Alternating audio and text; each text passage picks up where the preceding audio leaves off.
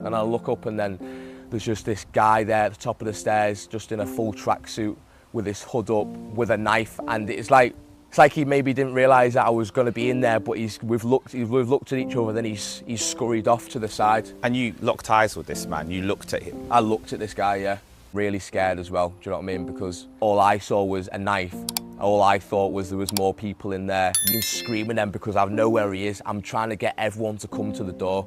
We were there for a good 10 minutes before any police arrived, and finally turns up and I'm screaming, he's down there, he's down there. He just gets out where I am and then he runs with me to the door. We run straight to the door and then we get to the doorway and then he said we've got to wait for backup, got to wait for someone else to come there because he only had a baton on him. And then his colleague came with a taser. And then he comes in front, so these two police officers go up the stairs, then I'm right behind them. They tackle this guy down to the floor. Straight away there was no kind of fight at all. They just tackle him down to the floor, and I've grabbed this girl and I'm walking down the stairs and I start running towards the ambulance as soon as I get outside, and I'm sprinting towards the ambulance and I put her down, with a medic, and then straight away the medics run her, the paramedics run her. They were asking me to go to the ambulance, get these certain things like, for the drip and other things which I can't even tell you the names for, but I was just trying to be there for her as much as possible since that guy, when the police came there and we ran and the suspect went down, it was kind of all done then, but the damage had been done. His parents coming up to me, like asking me to describing what their kids were wearing that day when they were going into the holiday club, and I just didn't know what to say, and they were asking, is she alive? Is she safe? And just didn't know what to say, and it was horrible. It was really disgusting to kind of be a part of it. I'm still processing it in my head as well. Knife crime alone in the UK is a very serious crime, and people can spend life in jail because of this. Even just holding a knife in your hand without any tangible reason is considered as a serious crime, because who knows, other people could be harmed. It's a threat to individuals. So I don't really understand how people can go around using it on innocent children and be able to live with the guilt for the rest of their lives. Is this an experiment to know how it feels? I don't even know what to call it. Is this related to mental health, where they don't know what they are doing and after committing the crime their eyes clear? Could it be related to hatred or escapism? Or is it because they are not aware of the consequences of their actions? Whatever reason it is, there is no justification to take other people's life. How can you live with the fact that you have taken 3 innocent children's life forever? Guys, comment down below the comment section and let us know if you have an idea why people do these kind of things. My sincere condolences goes to the family. Is it really safe out there? These innocent children just went to a dance club. Their parents trusting them in the hand of others, hoping that they'll be back safe and sound. Just to hear this heartbreaking event is just, I can't even describe how it feels or how it will feel for them. Please guys, watch full video and comment RIP down below in the comment section. Their names are Alice, BB and Elsie. They're the 3 girls killed in a knife attack at a holiday club. Alice was 9, BB just 6 years old, Elsie was 7. It's just heartbreaking. It's just so heartbreaking. I've got a daughter of my own, and it's just made me, I don't know what to say. Just don't know what to say. You're okay? Poor children. The Prime Minister, alongside Merseyside's Chief Constable. How many more children? As someone in the crowd shouted, how many more children? I came here to pay my respects to the victims and families who are going through raw pain and grief. It's awful to contemplate what happened, to hear for myself the experiences of the first responders, what they had to deal with. It's really hard to take in. Some of those emergency workers returned today. The scene they faced after an attack so violent, with so many victims, most of them so young, is hard to comprehend.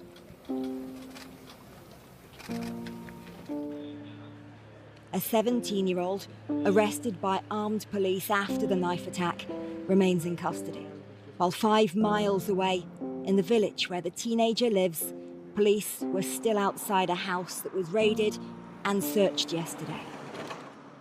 Merseyside Police are leading this extremely important and serious criminal investigation. This was a horrific attack, and they need to be able to get on with that work, and they will provide us with updates. You'll understand that others should not be speculating or commenting in advance of those updates, and we really welcome the work of Merseyside Police. But it's also important that they pursue every single angle of inquiry.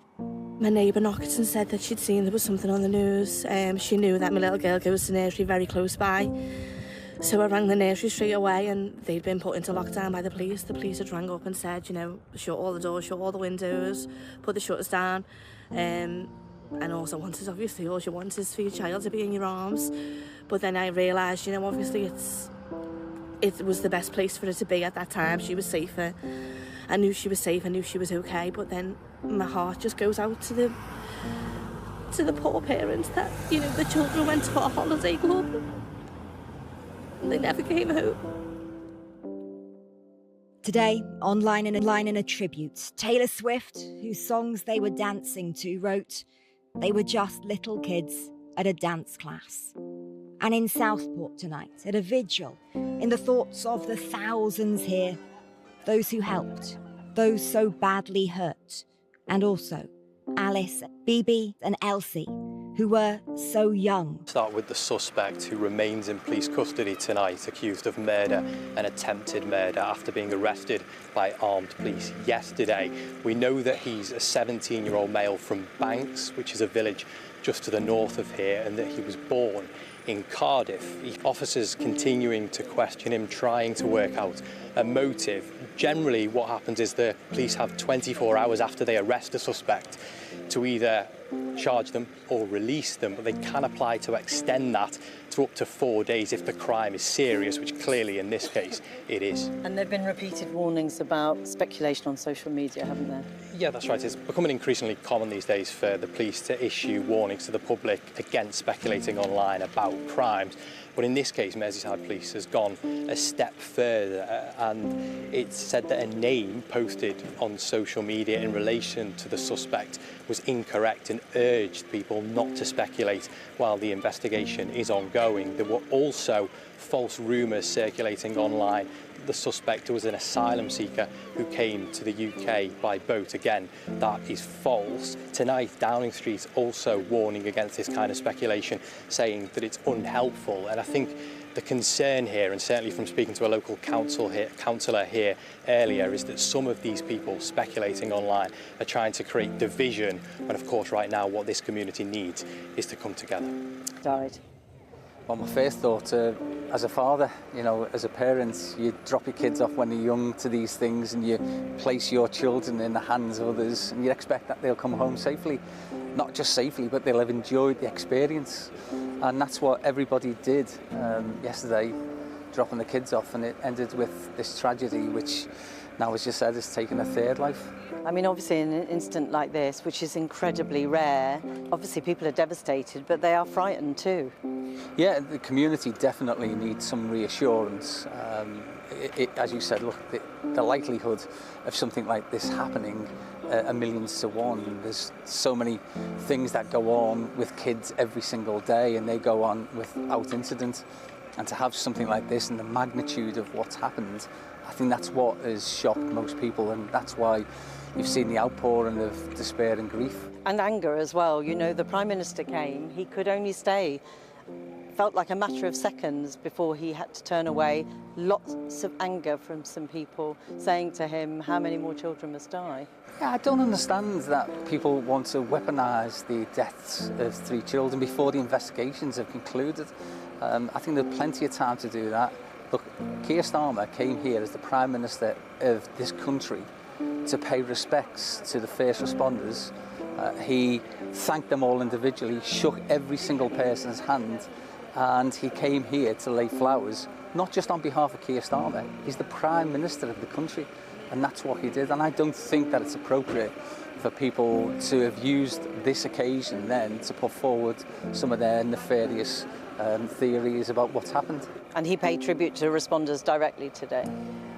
Yeah, very movingly, and no script, just explained to those people who took part in the operation yesterday that whilst they'll think that they've done their duty, they were just doing their job, it's far more than that, and it's very much something that the country thanks them for. I mean, you've said, and you've repeated what the police have been saying, that people need not to speculate, they need not to allow anger to be fueled by misinformation. How important is that in your view? Massively so, because there are things in which certain sections politically will jump on the bandwagon and try to cause some nefarious intent, and I hope that doesn't happen here. You're talking about an area where it's a very close-knit community, and they don't need this. And look, at some stage, those people will go away. The legacy has to be that we rebuild the resilience and the trust here and get this community back on its feet as soon as possible. That is about, to a degree, getting information out to the public, though, isn't it? And people feel that that information about who may be responsible for this has been slow in coming. Well, it has to be verifiable, doesn't it? You can't just speculate, and some of the conjecture that was online was totally misleading, and we now know some of those details, but the Chief Constable was there and very much explained that as things become known, they will tell people. But also, you have to take in consideration that there are many families who should be told first, and they will be, in the right way, informed of progress in regard to the investigations, first and foremost, and then all of us, at a latter date, will be able to find that information out. So your message to people who are feeling grief, and many people feeling anger and fear, what is that message? It's understandable, isn't it, that people will feel all of those emotions, but we will rebuild. Unfortunately, this is not the first time something of this nature has happened in the Liverpool City region. We've seen a number of tragedies, and in those communities, people do come back together, and it's about that community resilience and cohesion, and that's what will happen here. There are still people now who are poorly in hospital. We need to be thinking of those people and not trying to make political capital out of something as tragic as this. Steve Rotherham, thank you very much for talking to us. Thank you so much. Social media organised protests expected to sweep the country this weekend. Unrest instigated by the far right, marring towns and cities. And with more planned, still threatening to overshadow the Southport tragedy. Multiple UK police forces are now braced for disorder. No one expects to attack police officers and injure police officers. Nobody should be expecting to break windows, to intimidate individuals. And therefore, the police, with the Prime Minister's support, are now looking at a programme of activity to look at facial recognition, to look at intelligence-led policing, to look at photographic evidence, to ensure that people are held to account for their actions. Not to be forgotten, the backdrop to the unrest, a sea of grief for those killed and injured. This is a town not only in mourning, but has also been living under a police order with increased powers to stop and search, to protect the public. The threat of more protests is at risk of overtaking this grief and replacing it with more fear. Fear now very much a part of daily life. Security Guardians, one of a number volunteering for free to guard businesses in the town. This one, a children's soft play. If it makes people feel safe, then that's what we need, that's what we want. The community need that safety. They need to feel like they can bring the children out and enjoy themselves without worrying. Hello, Playtime. Upstairs, where fewer children are playing than usual, there are long-term plans to secure the site. We are making here, all around there, here, we are building it up. So nobody can jump over, nobody can get through. It is literally just going to be, you can get through that door and that door only. That's that. Still immersed in the horror of Monday's attack, the question of why lingers. But now, more immediate unease over what's to come. Adele Robinson, Sky News, Southport. He arrived at court with huge security around him. The teenage defendant was in the white prison van. Axel Rudakabana is 17, British, born in Wales and of Rwandan heritage. He faces 14 charges, including possession of a kitchen knife with a curved blade. The most serious, the murders of B.B. King, Elsie Stankham and Elise Aguirre. The attempted murders of 8 other young children stabbed during a holiday dance and yoga class in Southport on Monday, and the attempted murder of yoga teacher Leanne Lucas and next-door businessman John Hayes. Rudakabana made 2 brief court appearances, first before a magistrate and then a more senior judge. He hid his face for much of the time, refusing to confirm his name. In law, at 17, he's a child, so wouldn't normally be identified. But he's 18, an adult, next week, and the media asked the judge to scrap his anonymity. Rudakabana will be back in court in October, when he'll be asked if he wants to plead guilty or not guilty. A provisional trial date was set for January.